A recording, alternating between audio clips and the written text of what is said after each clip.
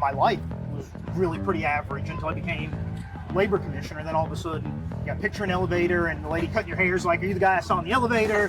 Like this year, there's 94 of them here. We inspected all 94 of them. We'd had about 1,000 hours inspecting the rides even before the fair opened. And so this one, they've got the pork belly churros. So that's new for them this year, and then this 30 cheer one is new.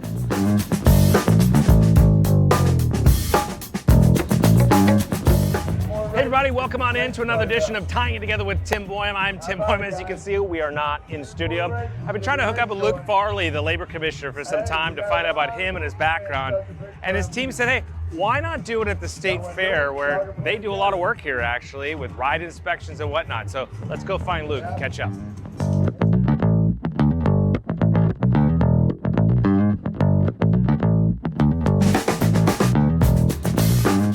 So, Commissioner, let's start with this week.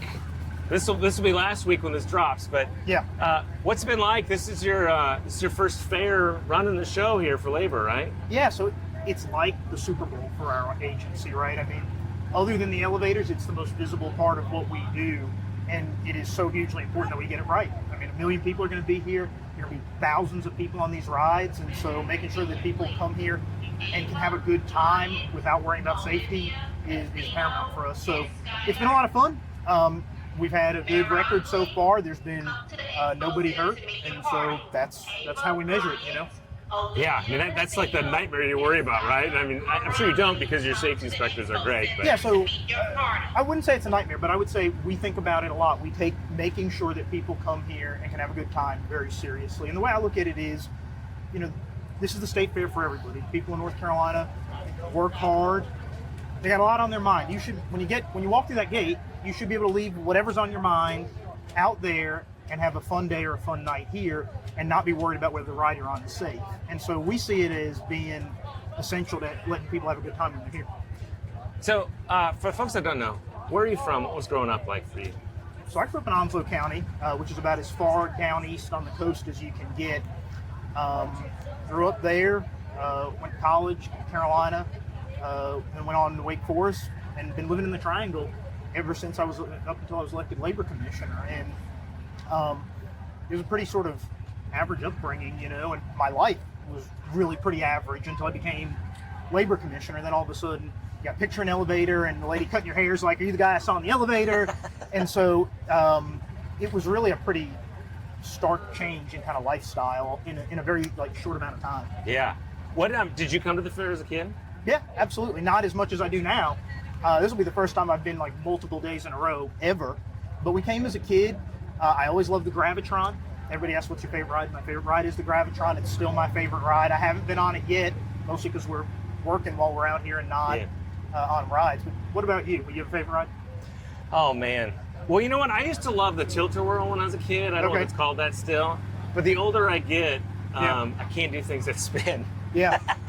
So I am willing to try everything out here except this old-fashioned ride. It looks like on a paper clip, and it's got cars on it, and the whole thing spins, and the car spins, and I'm like, I will try everything but that one. I'm going to leave that to somebody a little bit braver. Yeah, that's I can't do that. So what'd your parents do? So my father's an accountant, my mom's a social worker, so pretty kind of... It's hard work, right? Social work. Being a social worker, yeah, it's the kind of thing, it's hard to leave it at the office, especially when you're seeing kids in distress and in tough situations. But I think that helped give me kind of a heart for service. That was kind of my first exposure to people working in government and using being in government to make people's lives better. So what did you want to be when you grew up then? Do you remember? So besides maybe a baseball player, basketball player. Yeah, so when I was really little, I wanted to be Indiana Jones. It's a good one. And I thought I'd be an archaeologist, but I didn't really care about brushing dirt off of things. I wanted a whip and a hat and running through the jungle.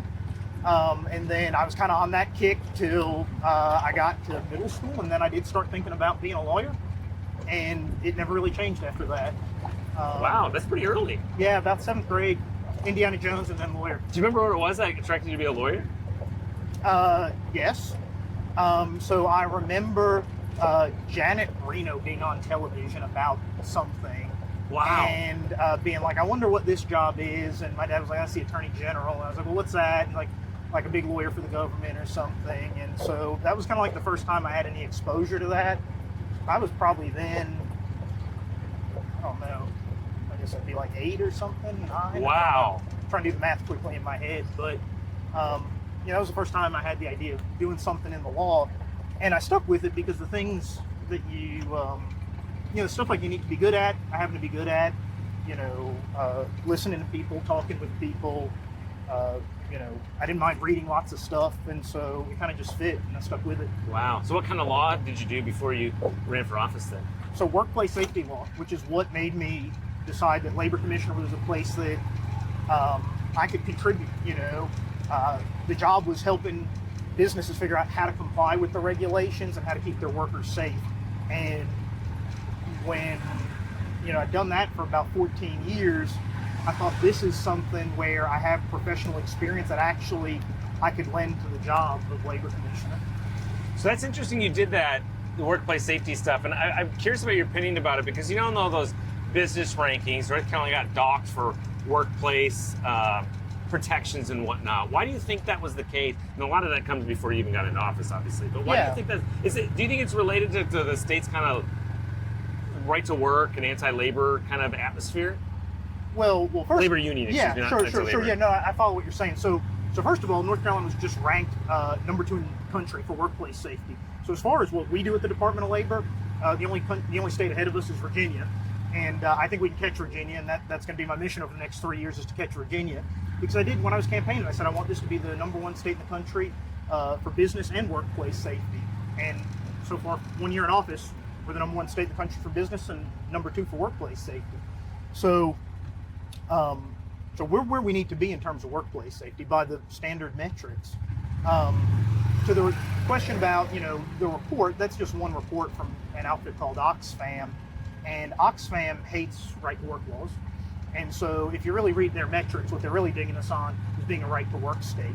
Of course, I think everybody should choose for themselves whether they want to be in a union or not. That's sort of your business, whether you choose for yourself.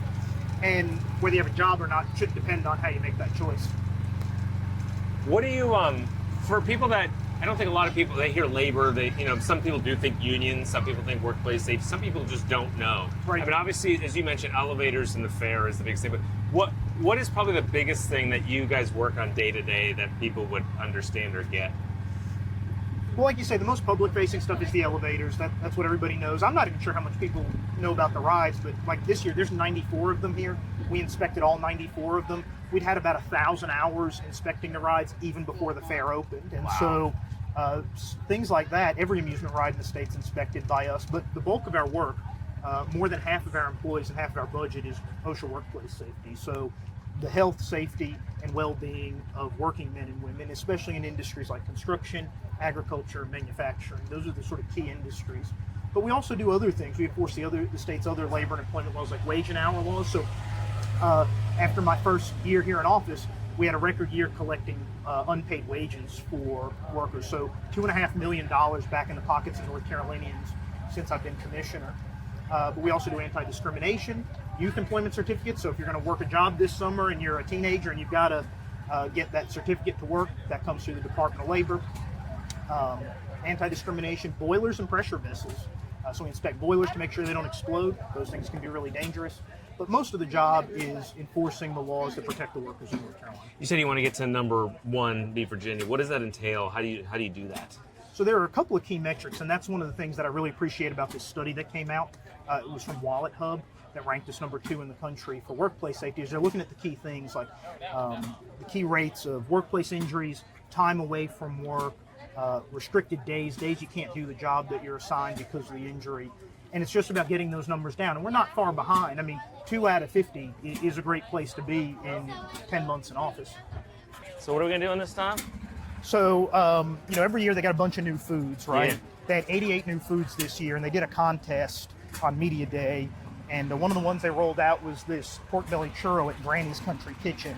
And so it was my favorite. I think it was miscategorized because they do one savory and one sweet. It's a little bit of and both. They put it in both. They made a tough choice. That's what I guess elected leaders do, is make tough choices. But they categorize this as sweet when I really think it should have been savory. And so There's controversy. as far as I'm concerned, because to me this is one of the best things out here. And also the line is always reasonable, so it's not like you're going to wait 2 hours. Yeah, you gotta love that. So we'll just wait right here. What do you remember as a kid when you came here? The type of foods that you liked, same as probably most kids. So it was a lot simpler then, right? Like I was interested in a funnel cake and Yeah. a red candy apple. And, we have moved so far beyond that. I think you can still get stuff like that here, but it's really kind of all over the place. I mean, the Korean corn dogs, I'd never even had a Korean corn dog until last year because I was here all last year campaigning too. The spices, is that what makes it Yeah, Korean? I don't actually know. I do know they roll it in crushed up Cheetos if you want. And we can go by there too if you want after this. So next time I'm wondering whether I just wonder what those kitchens must look like when they're testing this stuff. We're like, who's sitting around? I mean, I have to imagine there's enormous pressure to come up with something new every single And a little year. wild, so Right. people are interested in it. And so this one, they've got the pork belly churros. So that's new for them this year. And then this dirty cheer one is new. I think that's where I saw a picture. You got a picture out of that, right? Was that here or was that somewhere else? For the cheer one? That's up there. We can go That's up there. Let me show you that one. That's a cheer wine dream. And that's from a place in Iredell County. So So what made you interested in running for office then? in the first place? Yeah.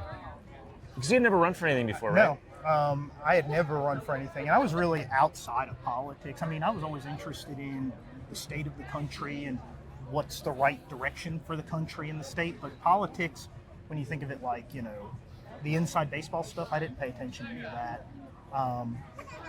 But I decided to run, I think the first time I ever thought about it was when my first son was born. And I remember really distinctly laying in bed at night. Maybe you had this experience when your first kid was born, but laying in bed at night and just being like, I wonder what his life's going to be like. And then really thinking to myself, I hope it is at least as good as the life I've been able to have. And so I kind of asked, well, how's that happen? I mean, we're competing with other states for jobs and economic opportunities. We're in this globalized economy. What if all the good jobs go overseas? I mean, so I had all these things on my mind. And at some point I just was like, you can't just worry about it. What could you do about it? And Commissioner Josh Dobson unexpectedly decided not to run again. And I said, well, workplace safety law and protecting the workers, that is something I actually know something about. And I really just kind of looked at what everybody else running and thought I can contribute something differently than any of them because I've got professional experience in this. And I can take what I've been doing in a professional context and use it to apply to the whole state. Yeah, interesting. So what did your wife think when you told her that? So, ignorance is bliss. It was much more helpful for none of us to know what we were getting into. I mean, I just said, I'd like to try this, and I think I've got something to contribute, and if I don't win, that's okay. I will have added to the discussion about what makes a good labor commissioner, and so if I don't win, that's okay. I'm just going to give it my best shot. I had no concept. I took on in the primary an incumbent legislator in the House leadership. No concept of what that meant to do something like that. That was enormously hard. In retrospect, I don't know if I would have done it knowing the sort of what a tough row to hoe that was. Obviously, we came out successful, but by that point we were already in. So in for a penny, in for a pound, but we had great success in the primary and then the general. I don't know what if we knew all of what was involved. I don't know what my wife would have said. Is it just time or the chaos? Yeah, of course, all the national politics gets brought into it too. It's time, and it's at least our own family dynamic, right? We got 3 little kids, one of whom was born during the general election, 3 months before Election Day. So we both work. My wife works out of the home. Obviously, I work out of the home. And so taking just sort of a really average young family and then all of a sudden inserting all of them into politics is a big change. How old are your kids now? Yeah. How old are they? 8, 4, 1. 8, 4, and 1. Wow. 3 boys, 8, 4, and 1. Wow. Yeah. So most days before I get to my desk as labor commissioner, I've changed at least one poopy diaper. That feels so long ago to me. My kids are 16 and almost 14, so it goes fast though. Well, and we've got, they're all in different stages, and so it's a busy house. You got It's probably That's us here. So you got, that is also I'm a guest too. All right, so this is deep fried pork belly with cinnamon, sugar coated caramel, and chocolate drizzle. They call it a pork belly churro. We'll head over here. So they call it a pork belly churro. There is no churro to it.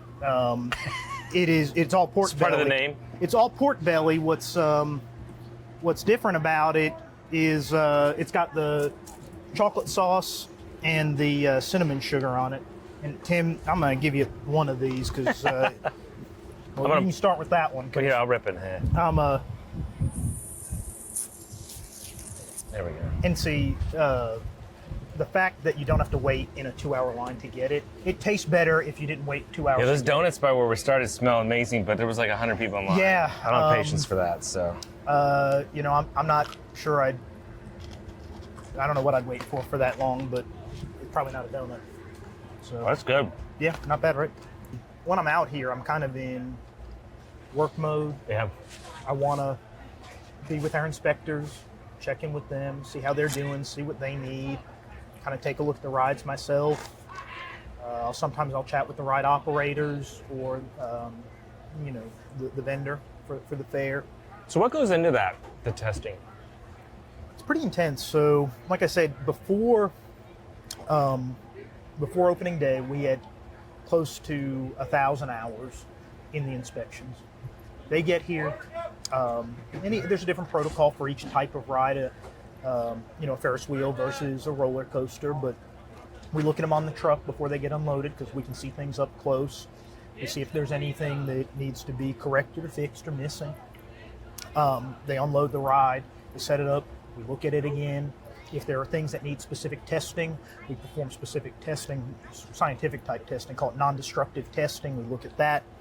We certify the ride to operate as long as it meets all the standards. It's got to meet the manufacturer's requirements and then other standards. If it does all that, then it operates.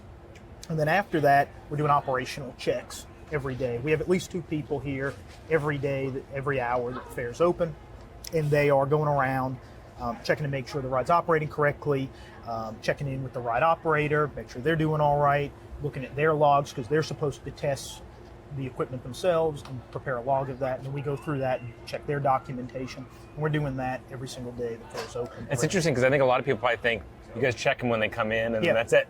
No, absolutely not. And in fact, we check them every time they move. So a lot of these rides we've seen someplace else in North Carolina. Some of these rides were in Goldsboro right before they came here, and they went through the whole check in Goldsboro. We picked them up, they moved them here, we go through the same process again. So a lot of these things we've seen multiple times. Wow. Okay, you can stop and let them eat. All right. All right, not to jump right back in, but sure. we were talking about, running for office and whatnot. You said you weren't overtly crazy into politics all the time, but you almost had to, right? Especially in this Trump area. And the reason I say that too is because you seem to have embraced it a little bit. Yeah. So, I mean, if you're in a public office, politics is part of the process. But I still kind of consider myself a political outsider. I'm just not. I'm focused on the job I've got, and it's a serious job, right? I mean, this is the only job in state government where you literally measure the success or failure in lives lost and limbs lost. And so when I was saying that North Carolina's number 2 in the country for workplace safety, that's what they're measuring is how, deaths and the rate of deaths and injuries. And so, I try to focus primarily on the job that I've been elected to do, and just doing that well. Is it easier to do that in like an office like Labor that's not as, it's not as out there all the time like the governor's office? Yeah, well, it's less because it's workplace safety is not really partisan. Yeah. People on both sides of the aisle work, and they have loved ones who work, and they want those loved ones to go home safe and healthy at the end of the workday. So being labor commissioner is not a hyper-partisan job. It's something that there's really broad consensus on about keeping people safe. And so that's an enjoyable part of the job is that I'm working on something that everybody cares about and wants to see happen. This is obviously significantly different than what you did before. Not the topic, but the job itself. Was there anything that surprised you or was different than you thought, or was it you really thought it was going to be? So, you want a very candid answer? I'm a journalist, but yes. So here's the very candid answer. I came from the private sector. In the private sector, there's competition. You have to be excellent. If you're not, people will find another person for the product or service that they need. Government is very slow, very stale, very inefficient, and not worried on the customer experience. It was a sort of culture shock for me to go from being, in a competitive industry. The law is a service profession. If you don't do good work at a reasonable price, somebody will find a different lawyer. Government just doesn't have that mentality. And so the thing that, takes up so much of my time is changing that mentality. You've probably heard the phrase like close enough for government work, right? That does not cut it in the labor department anymore. We need to hold ourselves to the same standard as the industries that we regulate in terms of quality, responsiveness, efficiency, performance. And that's been the most surprising thing, is that just government as a whole doesn't have that attitude. Is it a cultural thing, or are there processes in place like paperwork and things that hold? What is it? So I think one of the great tensions in government, and I can say this now, sort of running an agency, is there's this tension between accountability and efficiency. And so we're using tax dollars, we're doing work on behalf of the public, so we've got to be accountable. At the same time, we want to do those services well and quickly, but sometimes we get too much on one side or the other, and I think we're sometimes on the bureaucracy side, and in the name of accountability, we just put red tape and regulations on everything, and it impedes doing things quickly or providing great service. Did you feel resistance when you try to change things? Yes. Yeah. I mean, change is hard for anybody, and I think that people have a set way of doing things, and when a new elected official comes in, sometimes people just want to do things the way they've always done them. And I ran to make positive changes, and so sure, there's resistance, but the way I found to effectively deal with that is to talk to people, tell them what you're doing and why you're trying to do it, inspire people to do a great job, because we're all working together for the state and for the taxpayers, and give everybody a sense of mission about what we're up to. And that, I have found, helps with just sort of kind of the bureaucratic resistance that comes from taking over an agency. Is it more hours and crazy than it was being a lawyer, or about the same, or less? I can't say less than it was. No, it was. It's the same amount of work. It's just different work, right? And this work is just like endlessly gratifying, right? We're the agency that protects the workers of the state. If we're going to be the number one state in the country business, we got to be great with our workers too, and it's our workers that make us that way. So we see ourselves as, contributing to that. And just for me, I love this state, right? Like, the way I look at it, everything good in my life came to me because I'm a North Carolinian. I'll say everything good ultimately comes from God, but because I'm a North Carolinian, and I think my education, I was able to build a career. I met my wife here, my children born, all that stuff. And so now I have this incredible opportunity and blessing to serve that state.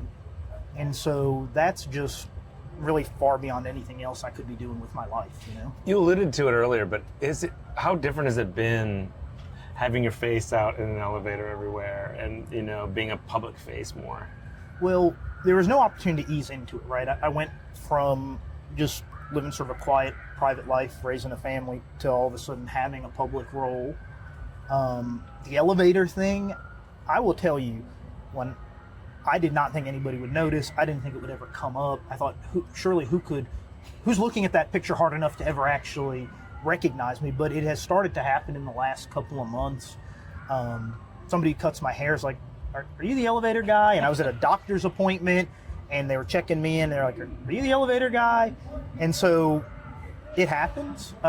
It takes some getting used to, because I'm kind of used to being private and going about my life without anybody noticing. And so, just kind of always mindful that, people they always recognize you. And so, when your kids are acting up in public, you're like, you just got to be mindful of that. Please be good. Yeah, please be good. Don't make daddy yell, please.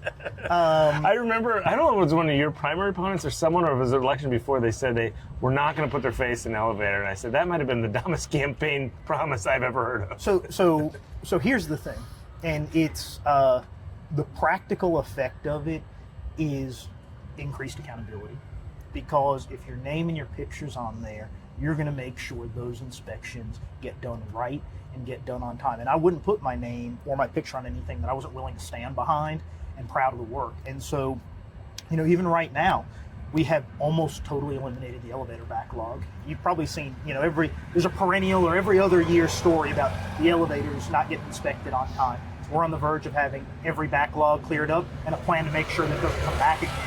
Is that part of cutting red tape, you think, or just hiring more people? It's both. It's firstly about better management and looking for efficiencies. We came in and took a fresh look at our processes, and I said to myself, this is something we need to get right. Not just because elevator safety is important, but because people look at that certificate and they're like, my goodness, government can't even get the elevators right. And so it kind of undermines people's confidence in government's ability to do anything. And so we went in there and we looked at efficiency. We also looked at ways to get additional resources. Because it's a problem you got to solve from both sides. You got to make yourselves more efficient, improve your processes, and then also have the resources we need. Now, this bureau is receipt supported, meaning we do not take any tax dollars to support that work. We don't take tax dollars to look at the elevators or the amusement rides. It's all receipt supported, meaning fees from the people who pay for the inspection, primarily the building owners. And we were able to get legislation through the General Assembly. Our Make Elevators Great Again Act allowed us to adjust fees and get some more resources. And so it's a combination of better resources and better processes. Cool. All right, let's go in. So this is your headquarters? Yeah. Well, this is the booth. We actually have an office in Dorton Arena, which I can show you if you want. The booth. Pretty straightforward, but you got you got vendors, you've got other state government agencies. Hey there. How you doing? Good to see you. Good to see you. So we've got Tim Boyum and Spectrum News here today. How are y'all? Hello. This is our Department of Labor booth, free swag, prize wheel, and of course, if you want to be elevator guy for a day, a cutout. Hey, John, should I be elevator guy?